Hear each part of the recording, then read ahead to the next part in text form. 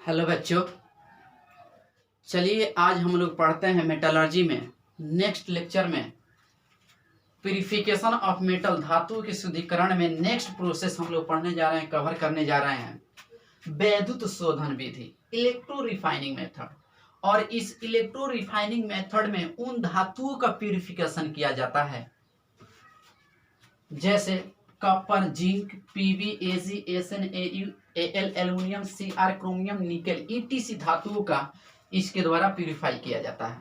ठीक है ना। तो यहाँ पर हिंदी में लिख दिया गया है कि इस विधि का उपयोग ये ईटीसी धातु के शुद्धिकरण के लिए किया जाता है। देखिए इलेक्ट्रो रिफाइनिंग मेथड में ना क्या करते हैं, एक कंटेनर लेते हैं, दिस इज आवर एक कंटेनर, ये एक कंटेनर को कंसीडर किया जाता है। ठीक है ना। और इस कंटेनर में ये जो मोटा है ये क्या है, पतला। तो जिस धातु का हमको शुद्धिकरण करना होगा बाबू, उसका मोटा हम लोग एनोड लेते हैं। ठीक है ना। मोटा क्या लेते हैं, एनोड। ये इम्प्योर होता है, जो एनोड होता है अशुद्ध धातु का होता है, क्लियर ना, मोटा होता है। और उसी धातु का, मान लीजिए हम कॉपर को प्यूरिफाई कर रहे हैं, शुद्धिकरण कर रहे हैं, तो कॉपर ही जाहिर सी बात है लेंगे, तो मोटा एनोड होता है, अशुद्ध धातु का मोटा एनोड होता है। और उसी धातु का पतला कैथोड होता है, जो प्योर के फॉर्म में होता है, प्योर होता है, शुद्ध होता है। और जिस धातु का प्यूरिफिकेशन करना होता है उसी का इसमें विलयन लिया जाता है। इसमें जो विलयन है उसी धातु का है। ठीक है ना। उसके सल्फेट दैट मीन्स साल्ट का है, तो CuSO4 H2SO4 का इसमें सॉल्यूशन लिया गया है, जो दोनों मिल करके इलेक्ट्रोलाइट वैद्युत अपघट्य के कार्य करते हैं।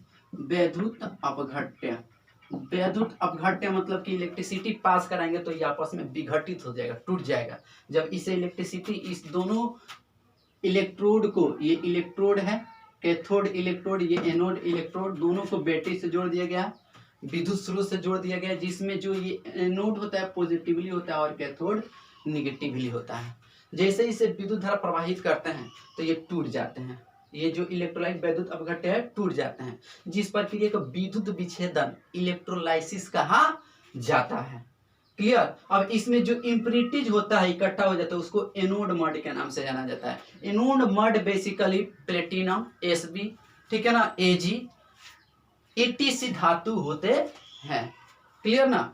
तो इसको आप लोग इतना इत्मीनान से लिखिए, नहीं तो इसका रिएक्शन भी हम लोग देख लेते हैं। तो ये समझ में आया। तो यहाँ पर जो रिएक्शन की प्रक्रियाएं होती है ध्यान दीजिएगा। जैसे मान लीजिए 8 कैथोड, 8 कैथोड, कैथोड ये है ना, यहाँ पर क्या होता है, कैथोड पर ध्यान रहे हमेशा रिडक्शन होता है। कैथोड पर हमेशा रिडक्शन होता है। क्या बोले, कैथोड पर हमेशा रिडक्शन होता है। कैथोड पर क्या होता है, हमेशा रिडक्शन होता है। जब ये आपस में विघटित होंगे तो Cu2+ में ये ब्रेक होगा। ठीक है ना।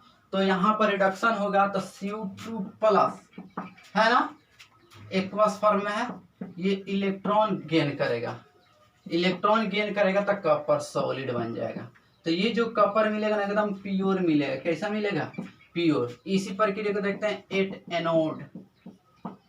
एनोड, एनोड पर क्या होता है, एनोड पर हमेशा ऑक्सीडेशन होता है। तो ये कॉपर सॉलिड था एनोड, एनोड क्या है, कॉपर का ना है, सॉलिड फॉर्म में है। ये क्या होगा, ऑक्सीडाइज होगा, तो कॉपर 2+ में जाएगा और 2 इलेक्ट्रॉन को करेगा। क्लियर ना। तो यही कॉपर 2+ आयन रिड्यूस होके कैथोड पर कॉपर सॉलिड फॉर्म में है। इस रिएक्शन को पहले एनोड वाले लिख सकते हैं और बाद में कैथोड वाले। तो इतना आप नोट कर लीजिए। ठीक है ना। इसके आगे आगे बताते हैं आपको। तो छात्रों अभी आपको बताया है कि कैथोड पर रिडक्शन होता है और एनोड पर ऑक्सीडेशन। उसको याद करने का टेक्निक होता है CrO, CrO। ठीक है ना। ये कोड ध्यान रहे। C मतलब होता है भाई कैथोड, C माने क्या होता है बोल, कैथोड। R माने रिडक्शन, R माने रिडक्शन होता है, माने कैथोड पर हमेशा कौन सी प्रक्रिया होती है, रिडक्शन। एक बार फिर बोलो क्या होता है, C that means cathode, R that means reduction, माने कैथोड पर कौन सी प्रोसेस होती है, रिडक्शन की।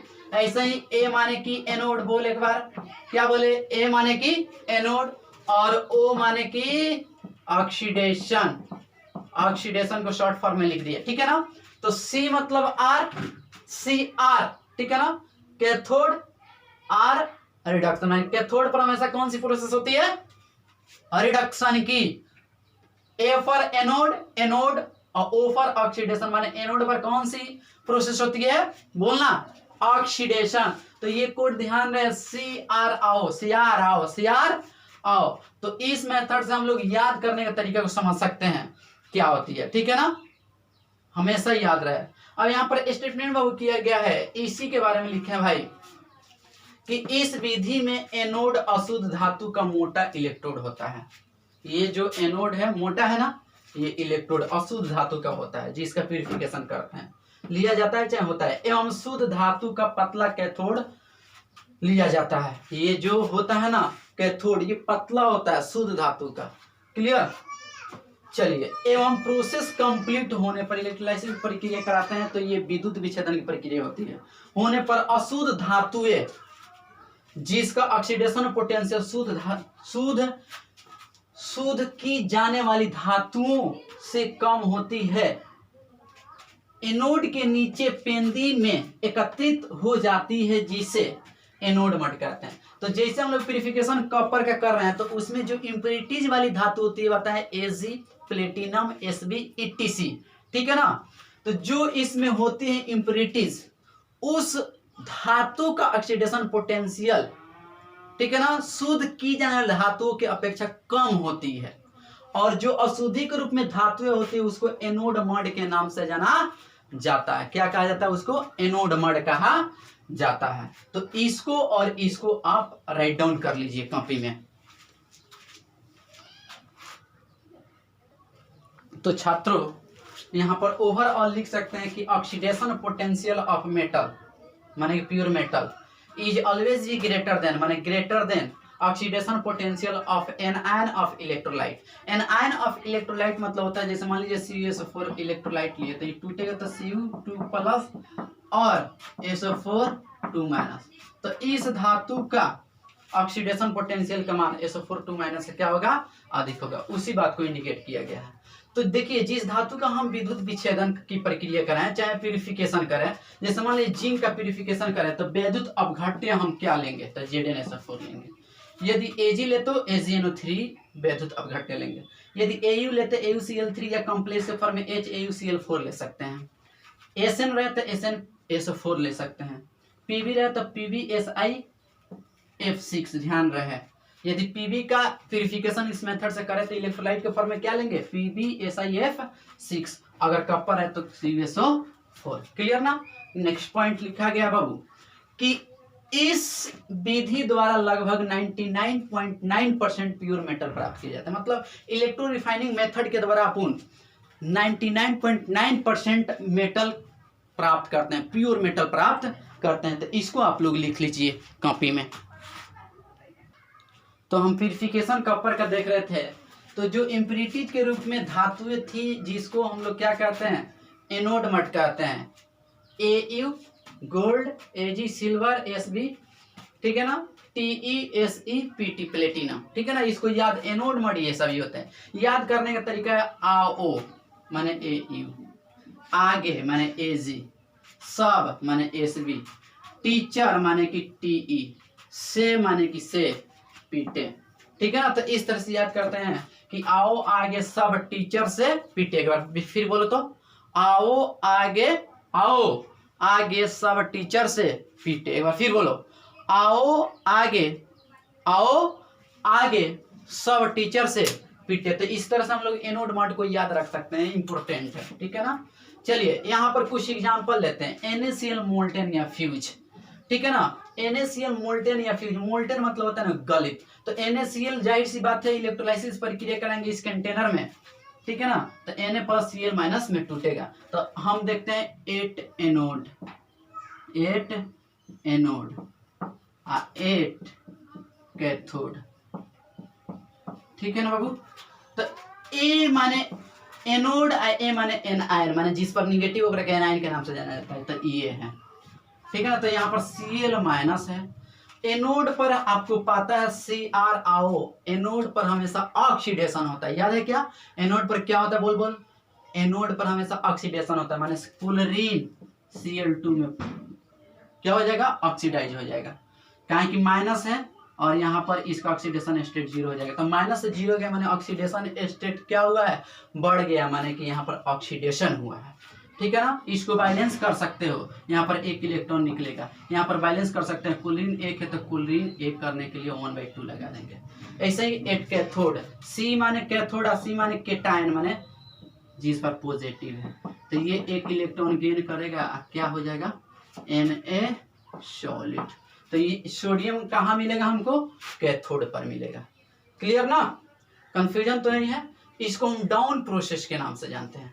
ध्यान रहे मोल्टेन या फ्यूज होना चाहिए, तो जो केटायन होगा कैथोड पर मिलेगा सॉलिड के फॉर्म में, एक इलेक्ट्रॉन गेन करके, जो एनायन होगा इलेक्ट्रॉन लूज करके गैस मुक्त करेगा। क्लियर ना, ऐसे ही NaCl एक्वस सोल्यूशन लिए, तो एक्वस सोल्यूशन लिए तो आपको समझ में आना चाहिए NaCl एक्वस माने कि Na प्लस में टूटेगा और Cl माइनस में। इसके अलावे H2 भी तो ब्रेक होगा, तो H प्लस OH माइनस, स्पष्ट ना। अब देखिए 8 एनोड पर क्या क्या होगा, तो anode A for anode, A for anion, तो एनायन यहाँ पर क्या है, OH भी है और Cl माइनस भी है।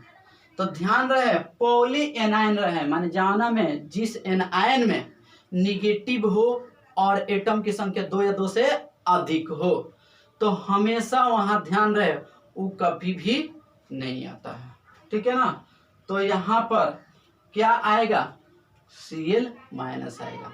पॉली एनायन रहे, एक एनायन रहे, एगो एटम पर निगेटिव रहे, तो हमेशा एगो एटम वाला निगेटिव होता है ना, वही आता है एनोड पर। तो OH माइनस आ गया कि Cl माइनस, तो Cl माइनस, तो Cl माइनस इलेक्ट्रॉन लूज करेगा, Cl2 ऑक्सीडेशन स्टेट 0 में जाएगा, एक इलेक्ट्रॉन, इसको बैलेंस कर सकते हैं। ऐसा ही कहा बाबू 8 कैथोड, इसको आप लिख लिए होंगे, यहाँ पर हम लिख सकते हैं 8 कैथोड, उसको एक्वस वाला है 8 कैथोड। ठीक है ना, तो कैथोड तो H प्लस है और Na प्लस है। तो ध्यान रहे हाइड्रोजन के नीचे वाला इलेक्ट्रोकेमिकल सीरीज में हाइड्रोजन के नीचे वाला एलिमेंट आया ना, कॉपर Ag आया था ना, प्लेटिनम, हाइड्रोजन के नीचे वाला आएगा तो वही होगा, लेकिन हाइड्रोजन के ऊपर वाला आएगा ना, तो हमेशा हाइड्रोजन वहां पर मुक्त होता है। तो जहां पर H प्लस और Na प्लस है, तो हाइड्रोजन Na प्लस, हाइड्रोजन के ऊपर सोडियम पड़ता है, तो ये वहां पर रिड्यूस नहीं होगा कैथोड पर, ये एक इलेक्ट्रॉन गेन करके किसमें आ जाएगा, H2 गैस मुक्त कर देगा। ठीक है ना, तो ये ध्यान रहे, स्पष्ट ना। दैट मीन्स ये बात यहाँ पर स्पष्ट होता है छोटू कि मोल्टेन में लेंगे तो मोल्टेन इस बलक के कोई भी धातु को मोल्टेन प्यूरिफाई करने के लिए मोल्टेन अवस्था में ले या फ्यूज अवस्था में ले, कंडीशन में ले, तो उसका प्यूरिफिकेशन इस मेथड से कर सकते हैं। लेकिन जैसे एक्वस ले रहे हैं, एक्वस जलीय ले रहे हैं, तो बताइए हमको क्या धातु प्राप्त करना था सोडियम, लेकिन प्राप्त क्या हो रहा है H2। तो इस मेथड का अप्लाई नहीं करेंगे, कब, जब एक्वस सोल्यूशन रहे तब। तो नोट लिखा देते हैं, आप लोग इसको नोट कर लीजिए। इसको इलेक्ट्रोकेमिस्ट्री में आपको खूब अच्छे से पढ़ाएंगे, ट्रिक भी बताएंगे। वहां पर चापा है तो चापा है, वरना हाइड्रोजन चापा है, वहां पर आसानी से कर लेंगे। तो हर चीज यहाँ नहीं सिखाया जाएगा, आपको वहां सिखाया जाएगा। इलेक्ट्रोकेमिस्ट्री में थोड़ा सा पैशन रखना पड़ेगा। क्लियर ना, इसको लिखो फटाफट, राइट डाउन। तो उसी बात को बाबू यहाँ नोट में लिखा दिए हैं कि इस bulk elements can not be extracted from their aqueous solution of compound. जब एक्वस सॉल्यूशन है तो इस मेथड से हम इसका प्यूरिफिकेशन इस बलक के धातुओं का नहीं कर सकते हैं। तो इसको नोट कर लीजिए, इसके आगे अगले क्लास में हम कंटिन्यू करेंगे। अच्छा से नोटबुक बनाइए और जो भी असाइनमेंट होमवर्क दिया जाए तो उसको कंप्लीट सीरियसली कीजिए। नहीं आता है व्हाट्सएप मैसेज कीजिए या आप क्या करिए, कॉल कीजिए। ठीक है ना, चलिए, थैंक यू।